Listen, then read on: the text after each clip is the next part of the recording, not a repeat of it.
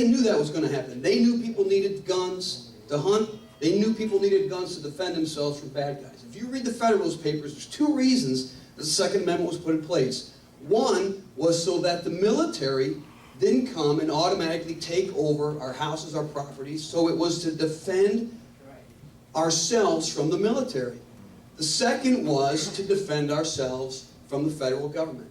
The Second Amendment was put in place so that we, the people, would have the right to protect ourselves from an overpowerful military or an overpowerful federal government. Now, I'm a bit biased. I'm not so concerned about our military right now coming and taking over my stuff.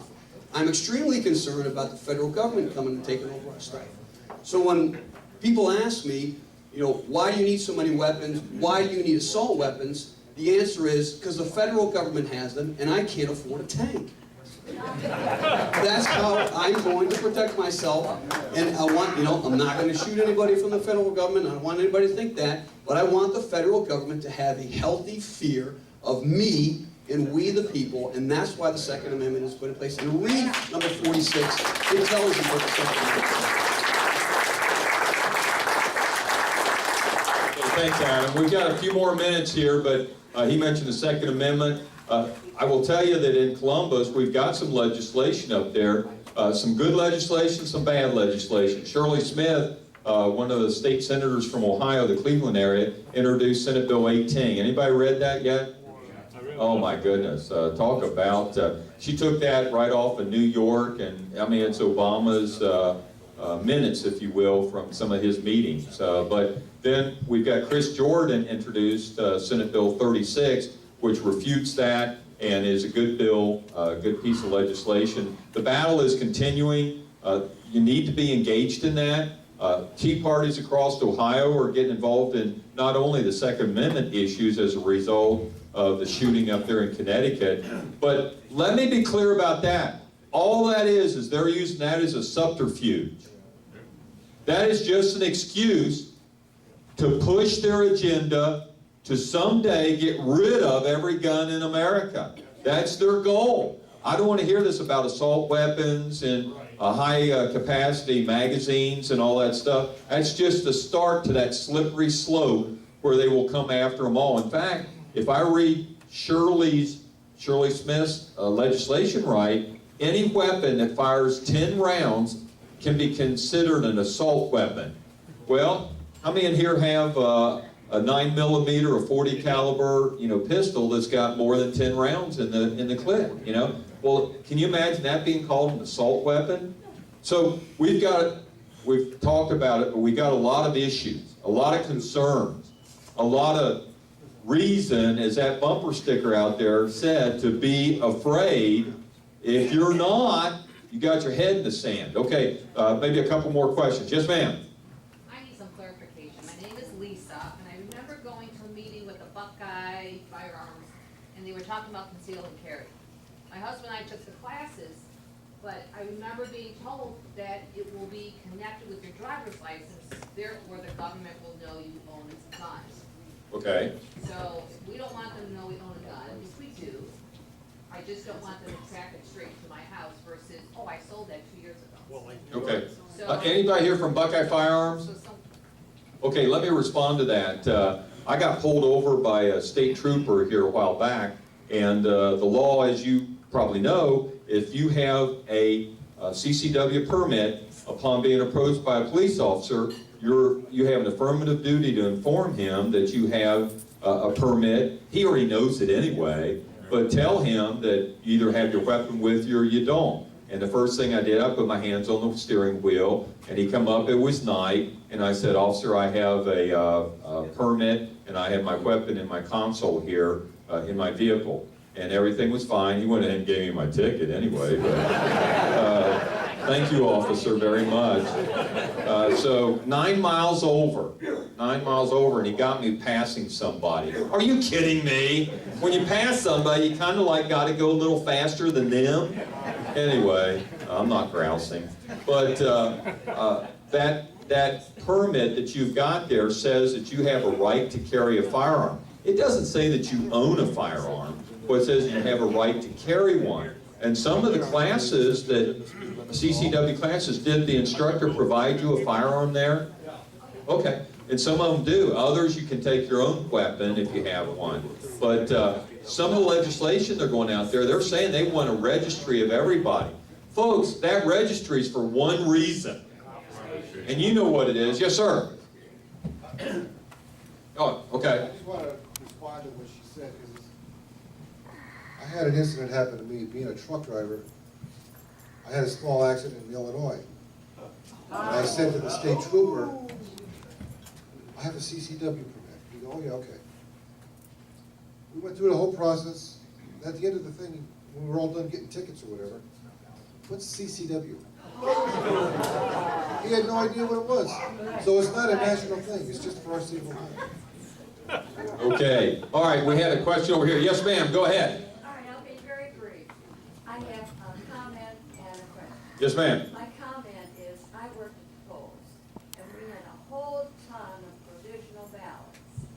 By the time those got back to the voting place, the election was already done. Okay. What happened to those? See, that's what I don't understand. Why do we have provisional ballots? Okay, my question now is about the price of gasoline. The price of gasoline, I drive a car that takes diesel, which has always been a cheaper gas. Much cheaper. Because it's easier, it's less refined. Yes. Now it's much higher. Much higher. Why is that happening? That's a good question. You know, years ago, I remember when the truckers, they took all their trucks up to Washington. Anybody remember back in the 70s? And they stopped Washington, you know? But Congressman, that's probably something in your bailiwick, son. You know, the diesel. But why is gas so high? Let's ask that question. There's no reason for that. You know, all federal taxes is 18.4 cents on each gallon. It's not federal taxes. It's not state taxes. Well, we got a speculator here. I mean, the bottom line is there's no reason for it to be that high. And Newt Gingrich in the campaign, he talked about that. And he said that if he was elected president, anybody remember what he said about gas? What the price would be? Yeah, down below $3, around $2.50 a gallon. But any other questions? Yes, sir. Yeah, I want to make a comment about the Republican Party because I do volunteer for it. The big thing I see with the Republican Party is, if you look at this room, everybody in here, I believe, is white. Okay? We cannot win an election with all white people. The black people that I know and Hispanic people I know, because I have been able to live all over the country, so I know a lot of different types of people. They're not aware of the truth. Now this movie, Killing Lincoln, that just came out, most black people do not realize, because they love Lincoln, that he was a Republican. They don't know that. They don't know that the Republican Party fought for their rights because we don't tell them. The Democrats are not going to do it. I would like to see Republicans all across the country get committees up to go in and explain to blacks and Hispanics the things Republicans have done for them, and don't be afraid to go to those communities. Every time you go to a meeting and it's all white people, you're just talking to yourself, okay? That needs change, big time. A lot of black people don't realize that the Underground Railroad was run by Republican people. They're the ones that had the money, the mansions, the farms that these people hid in and were transported by.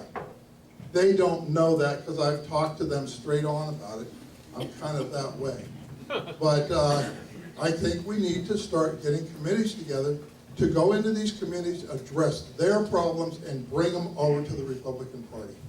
Okay, thank you, sir. Let me comment on that. We've hit on a lot of areas today, haven't we, Congressman? I mean, just a bunch of different things. Now we've just hit the race area, okay? Obama won by how many popular votes? And whether it's legitimate or not, how many? About less than 4 million votes.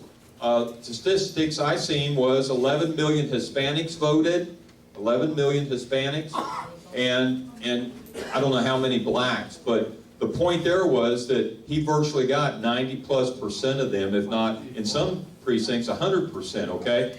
We need to be aware of that. And I will tell you that with the demographics that's changing every day, if those illegal aliens now here are made Americans, and they all register as Democrats, the Republican Party is not going to win any national election. Now, let me tell you this, that in 2016, I'm really optimistic. Chris Long last year had a dynamic speaker at his Freedom Banquet. What's his name there, Chris? Senator Marco Rubio. Marco Rubio. Now, I will tell you, that young man is brilliant. He got up and made this speech. He had no notes or anything, and it was not a canned speech. I felt like he was talking directly to me. Now, I think the reason he wasn't on the ticket was because he declined the invitation. None of us will ever know that, but in 2016, I think he's one of our top nominees to represent our party on the national platform for president. There are some others that are coming up. Anybody like this guy, Ted Cruz out of Texas? There's several out there, but I will tell you, if a guy like Romney, now I know Christians told me they didn't vote for him because he was a Mormon. I mean, how much better of a man could you get? What a family man. I mean, the guy didn't even drink beer. I mean, he was too clean. And as some people said, the Democrat folks I was listening to, he was too white. And I'm like, are you kidding me? I thought race isn't supposed to have anything to do with it. You know, or religion. You know, but sadly, as this gentleman over here just pointed out, there are some demographics we have got to look at. Okay, one last comment. Good haircut, young man. Thank you, I appreciate it. Yeah. I just did that to myself. Do you think that we're missing? Stand up and so everybody can hear you. Mark Voracek, do you think we're missing the elephant in the room? Well, and that's kind of an oxymoron, isn't it, us being Republicans?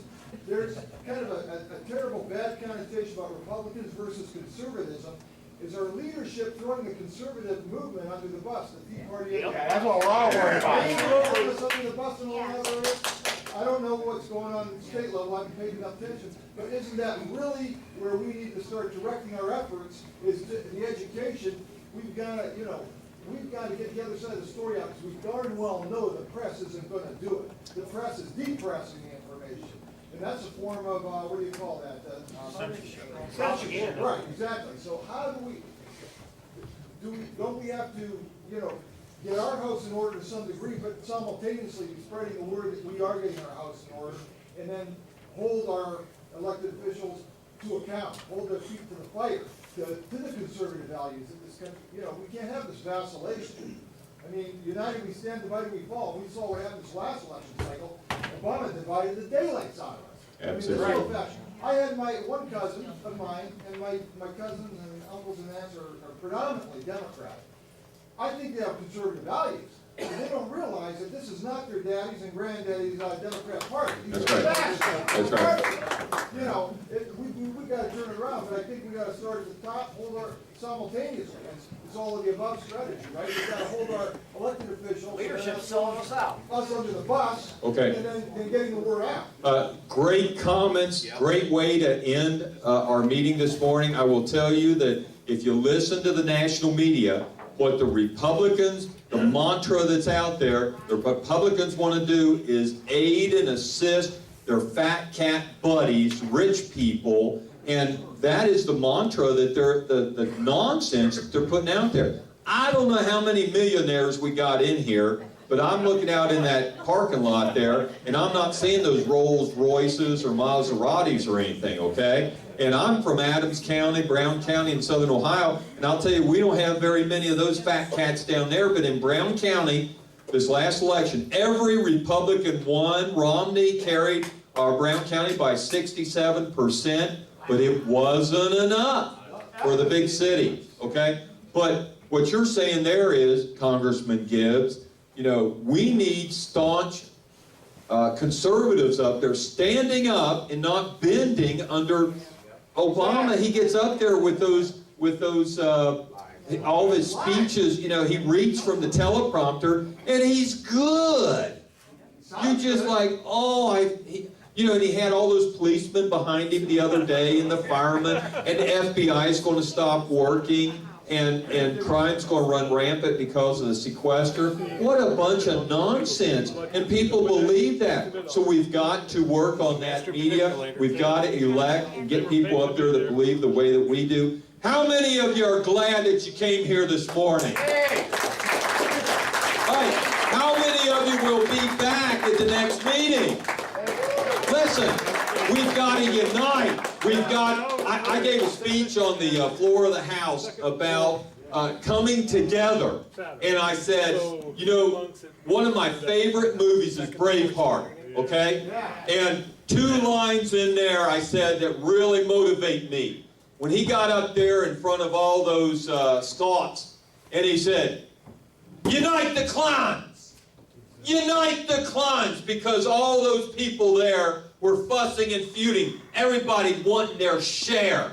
Okay? Well, let's do something for all of us. All right? And the last thing that he said in that movie. What was the last thing that William Wallace said? Freedom. How did he say it? Freedom. Freedom!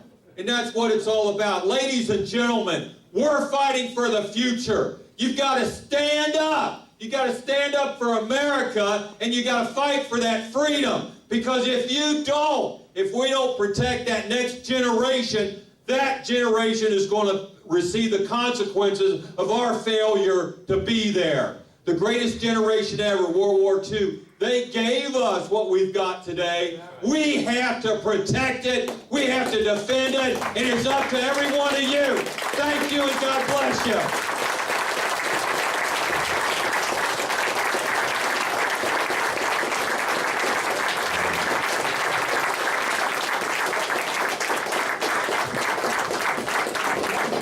Okay, we're going to adjourn in just a minute here, but a couple last quick announcements. Lisa?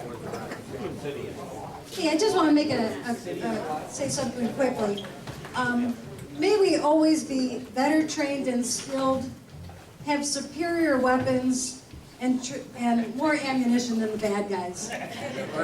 One of the best ways to preserve the Second Amendment is to really partake and practice. And I just want to say real quick that Lisa Cook was here, and she's has a new gun shop. She had to leave to open up her gun shop, but her cards are here. We have plenty of CCW instructors here as well today. And also, there's some fellas from the Ohio Volunteer Corps. Could you stand up? Corps, sorry. I did earlier, that's right. Please, you know, we have time to mingle. Please go talk to these folks about what you can do to get involved. Also, I'm proud to have our instructor, Ron, is here today. Scott, Cody, and I all train weekly, and I'll be going on Sunday from 2 to 5. You can come for a free class. Ron, go ahead and stand up. He's right here. If you'd like to join us sometime, it's a lot of fun. It's in Solon, but I'd be happy to carpool with you. But we'll talk after the meeting. Come talk to any of us. We'll be happy to talk. Okay, make sure before you leave that you get on our email list so that you can stay informed about future events. 2 weeks from today, well, the second Saturday next month, Robert Alt will be the guest speaker. He's the president of the Buckeye Institute, and I'm sure he'll be talking about the Medicaid expansion. A little birdie told me just last Thursday that they don't have the votes in the House, in the Ohio House, to pass that right now. And I think we need to keep it that way. So if you get a chance, visit our donation bucket. They say money's the lifeblood of politics, and it is for community organizing as well. So thank you all for coming. We hope to see you again soon.